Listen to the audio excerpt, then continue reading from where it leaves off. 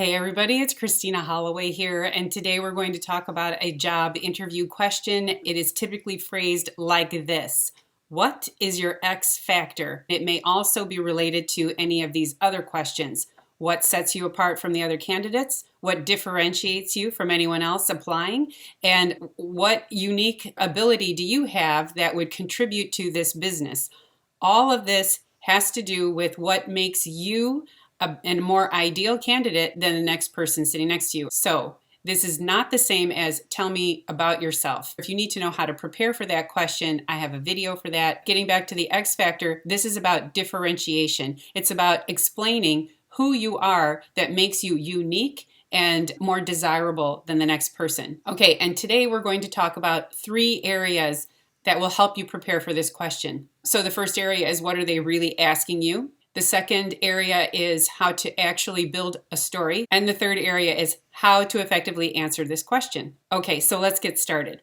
First, we want to understand, what are they really asking you? Now, at the foundation of a question like this, it is all about explaining to the interviewer, 1, what your strengths are, 2, how you deal with problem situations, and then 3, how you're able to move forward from there. So if you keep these 3 factors in mind, you'll be able to build a story from there. So when you're faced with a question like this, it is always about telling the story. They're more interested in hearing your evolution, your growth, and where you are today. It is most important to understand, this is who I was. This was the evolution of who I turned into. And it's no accident that I'm here today in front of you, because you're the next part of my journey. From this point, we now want to talk about how to tell the story. This is part 2. So in how to build your story, there are a number of factors involved.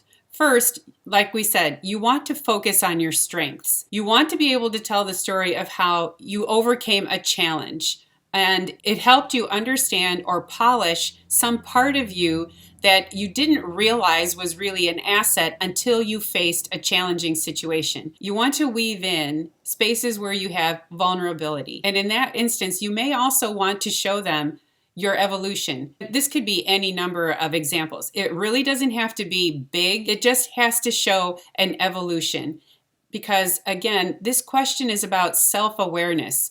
Where do you have awareness that you had a strength, that you leaned into that strength when you didn't realize what it was? You were able to turn it into something that could help you solve a problem. From there, you were able to use this strength as you continued on your journey to influence others around you. That's your X factor. At this point, the interviewer may be looking for moments where you have genuineness, moments where you're trying to connect with them, moments where you tell a story that's meaningful and impactful, and you've shared a vulnerable moment with them. Sharing a vulnerable moment with an interviewer can be powerful. It actually sets the interviewer up for reciprocity, and it allows them to also bring down their guard. If you use it wisely. Now, you may make them feel uncomfortable, especially if you share a vulnerable story. One example could be, and this is just an example, I don't know anybody going through this. So one example could be if they ask you, what is your X factor? When I was younger, one of my parents had been in an accident or had a serious illness, and it became very hard for our family to pay bills. And I decided at 16 years old that I was going to start working. So I picked up a part-time job and brought money in to help the family. It was this type of challenge that helped me realize family is the most important thing. And then where it took me was getting involved or volunteering for other programs where at-risk youth were really struggling when they had parents who just couldn't be there for them. Through those volunteer experiences, I actually found my first job, which was a director at a youth services center. From there, I just really enjoyed the ability to connect with other people. I'm here today because of my ability to really create deep, meaningful connections with people very quickly. I have an ability to zero in on where they're having pain or where they're feeling pain. And I believe that those strengths in me that I fostered throughout my experiences in life have really contributed to what it means for me to fill a job like this. When you're looking for somebody who's able to go deep and have meaningful relationships and influence those, especially in sales.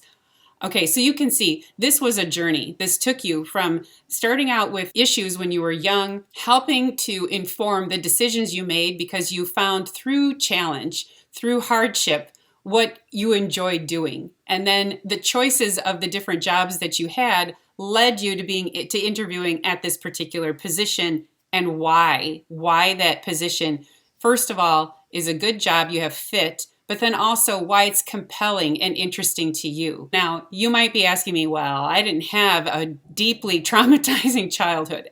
That's okay. So this third part, which is how to tell the story, how to answer the question, I'm going to go through a few. That's one, but I'll go through a few others. You don't even need to start with your childhood. You can certainly start with once you've finished college.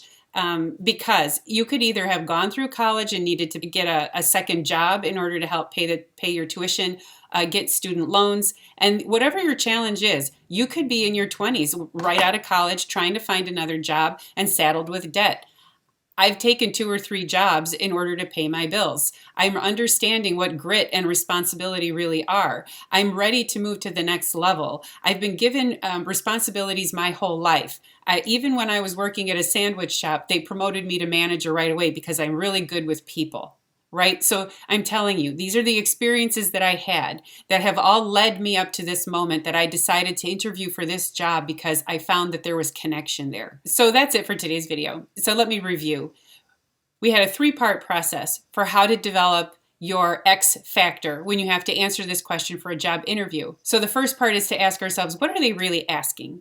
The second part is to develop a story. What story are we trying to tell? And the third part is making sure you can tell that story in a compelling way. You'll want to make sure that you include your vulnerability, your strengths, and then be able to tell that story in an authentic and vulnerable way where it lets the interviewer see your human side, because interviews can be quite overwhelming and stressful. And a question like this is intended to be disarming. If you allow it to be disarming, you can reduce tension between you and the interviewer, and you can create a connection. By telling a really authentic story, you'll be able to let them know, this is who I really am, this is what drove me to interview for this position, and this is why this type of company is just so well suited for the type of person I am. Okay, I hope you found this video helpful. Thank you for watching. And if you have any interview questions that you would like me to address, please feel free to leave them down below in the comments. I will make sure from now until the end of the year to include quite a few more interview questions. Thank you for watching, and I'll see you in the next video. Bye.